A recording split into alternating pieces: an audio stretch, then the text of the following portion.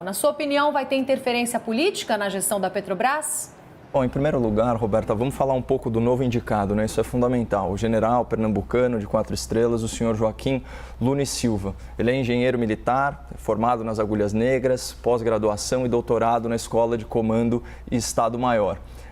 Esse general, ele vem ocupando aí posições de chefia em Brasília desde 2004, foi ministro da Defesa na administração anterior e nesse governo ele foi nomeado diretor-geral de Itaipu Binacional, que é líder mundial em produção de energia limpa, responsável por cerca de 15% do mercado brasileiro. Então, a sua gestão ela é marcada por austeridade e também por otimização de recursos. Então, vamos ao que os políticos dizem sobre ele. Começando aqui pelo senhor Aldo Rebelo, que é ex-presidente da Câmara, ex-ministro, filiado ao Partido Comunista do Brasil até 2017, que escolheu pessoalmente o general Luna e Silva para ocupar a Secretaria-Geral da Defesa, elogiando o general naquele dialeto da esquerda. Ele disse o seguinte: é o mais civil dos militares. Quando o Ministério da Defesa ficou vacante, isso foi em 2008, as 3 armas, portanto, Exército, Marinha e Aeronáutica, se mobilizaram para que o presidente da República nomeasse o general como ministro, o que foi feito. E segundo a apuração de uma publicação do Grupo Globo, Luna e Silva deixou, ao longo do tempo em que passou na Defesa, a impressão de um gestor que conhece de orçamento e gestão no setor público. O seu antecessor, o Raul Jungmann, à época afiliado ao PPS, afirmou o seguinte: é um administrador duro, focado na redução de custos e honesto. Isso é muito importante, honesto. Vamos lembrar que, segundo a última pesquisa de opinião do Datafolha sobre a confiança do povo nas instituições, as Forças Armadas apareciam isoladas em primeiro lugar, com 42%. Para um efeito de comparação, é o dobro da imprensa, que inspirou apenas 21% de confiança na população brasileira.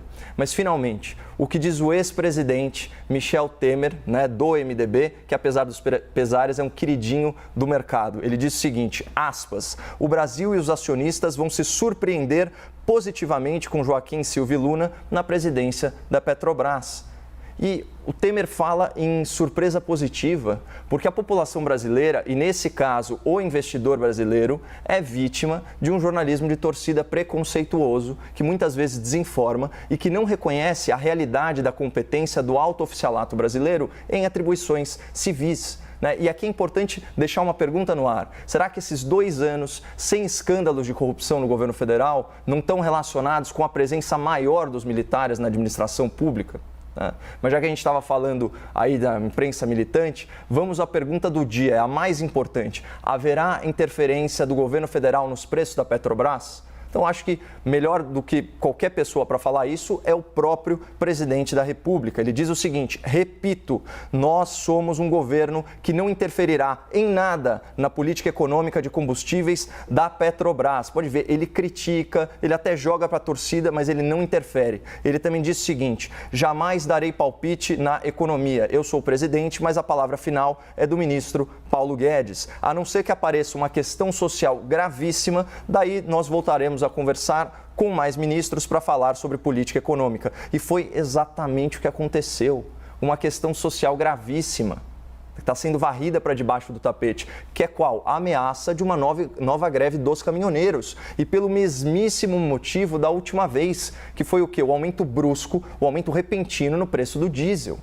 E aqui é importante a gente entender a dimensão desse problema. Então, vou trazer aqui para o espectador uma manchete do Estadão, de 15 de outubro de 2018, aspas, greve dos caminhoneiros tirou 1,2% do PIB de 2018. Então, segundo os dados apurados aí pelo antigo Ministério da Fazenda, aqueles 11 dias de paralisação dos caminhoneiros geraram nada menos que 78 bilhões 966 milhões de reais em perdas diretas e indiretas à economia nacional. Gente, isso é equivalente aí a 2 anos e alguns meses do Bolsa Família. Portanto, com base nesses números oficiais de 2018, a gente pode inferir que cada dia de paralisação dos caminhoneiros representaria mais de 7 bilhões de reais por dia de prejuízo, especialmente para quem? Para o agronegócio, que é o responsável maior pelo superávit de mais de 50 bilhões de dólares na nossa balança comercial em 2020. Mas diante aí desse cenário de ebulição social, o que declarou o presidente da Petrobras, o senhor Roberto Castello Branco, diga-se de passagem, excelente gestor, mas que infelizmente não demonstrou a devida empatia pelo trabalhador brasileiro nas rodovias. Ele disse que a insatisfação dos caminhoneiros é, aspas, um problema que não é da Petrobras. Acontece que a diretoria da Petrobras é um problema do Brasil, porque, para o bem ou para o mal, essa ainda é uma empresa de controle estatal, de propriedade da sociedade brasileira. Vocês fazem ideia quanto recebe de remuneração esse senhor aí em home office desde março do ano passado, como gosta de frisar o presidente da República, e que tratou tão desdenhosamente do problema dos caminhoneiros que enfrentam sim a pandemia de peito aberto? Manchete aqui do jornal O Globo, setembro de 2020. Petrobras eleva a previsão de pagamentos a diretores. Com salários e bônus, cada um pode ganhar até R$400 mil por mês. Né? Então, a matéria continua. Considerando que a Petrobras tem 9 diretores executivos, em média, cada um poderia ganhar até R$4.800.000 por ano.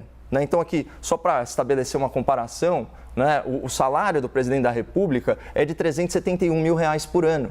Ou seja, o presidente da Petrobras ganha mais em um mês de férias ou de home office do que o presidente da República em um ano inteiro de trabalho. Então, por que eu disse isso? Será que é muito exigir um pouquinho mais de tato, um pouco mais de empatia do presidente da Petrobras?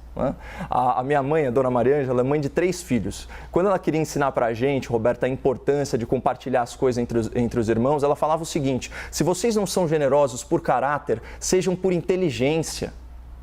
Se vocês não são generosos por caráter, sejam por inteligência. É uma pena que o presidente da estatal não tenha ouvido aí a tempo esse bom conselho da minha mãe, até porque fazer o bem, se tornar bondoso, também é uma questão de prática, também é uma qualidade que pode ser treinada. Mas enfim, voltando aqui para o presidente da Petrobras, considerando a sua declaração infeliz sobre o problema dos caminhoneiros e tendo em vista que o seu mandato de 2 anos na presidência da estatal se encerra mês que vem, mais precisamente em 20 de março, não tem nada de intempestivo aqui. Qual que é o problema de substituí-lo, sendo que essa é uma prerrogativa do Poder Executivo? E outra, desde quando substituir a direção da Petrobras é sinônimo de interferir nos preços? Será que não é mais plausível interpretar essa troca de comando na Petrobras em fim de mandato e a isenção temporária, de PIS/COFINS, tem essa também, como um aceno do presidente da República para os caminhoneiros, com o intuito de prevenir um mal maior, que é o quê? Uma greve nacional que traria prejuízos bilionários para o Brasil. O senhor Jair Bolsonaro, reiteradamente, tem garantido à sociedade e ao mercado que, aspas, vou continuar sem interferir, interferência zero. Então, quem defendia e quem defende interferência do governo nos preços da Petrobras são todas as lideranças da esquerda brasileira, que foram derrotadas em 2018 nas urnas. Estou falando de quem? Do Guilherme Boulos, da Marina Silva, do Ciro Gomes e principalmente do Fernando Haddad. Olha aqui o que disse a Folha de São Paulo em setembro de 2018. Haddad diz que, aspas, Temer errou ao atrelar o preço doméstico à cotação internacional dos produtos da Petrobras. Aí vem a Manuela Dávila, nossa quase vice-presidente, numa rede social e fala o seguinte, aspas, o liberalismo entreguista está quebrando o país em tempo recorde. Se faz necessária a suspensão da política de reajuste automático dos preços e o fim da entrega do pré-sal. Então, vocês percebem a hipocrisia?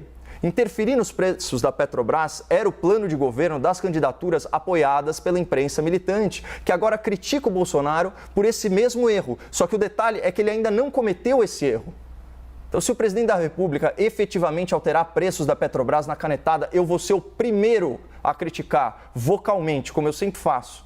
Até porque não faz o menor sentido. Menos da metade do preço do diesel na bomba corresponde ao valor na refinaria. O verdadeiro problema que encarece o combustível nacional são os impostos, principalmente a tributação nos estados. Mas isso aí já é também assunto para outro comentário. E a boa notícia é que tem solução.